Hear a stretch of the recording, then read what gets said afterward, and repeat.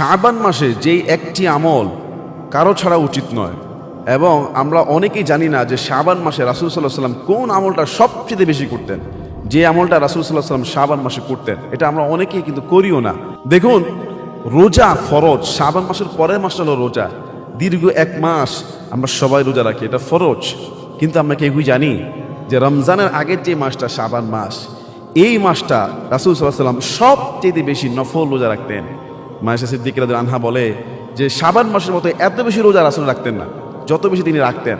আমরা তো শাবান মাসে শুধু সওবরতের রোজাটা তালাশ করি, আর কোনো রোজা রাখি না। আর রাসূল শাবান মাসে পুরা মাস প্রায় লাগাতার, হয়তো কয়েকদিন ছাড়া রোজা রাখতেই থাকতেন। এটা হলো রমজানের পুরো প্রস্তুতি। যদি শাবান মাসে আপনি 20-25টা রোজা রাখতে পারেন, তাহলে রমজান মাসের রোজাগুলো আপনার জন্য পান্তাভাত হয়ে যাবে। এই জন্য শাবান মাসটা আমরা কেউ ভুলেও এই আমলটা ছেড়ে দিব না। আমরা নফল রোজা বেশি বেশি রাখার চেষ্টা করি। আল্লাহ তুমি কবুল করো, আল্লাহুম্মা আমিন।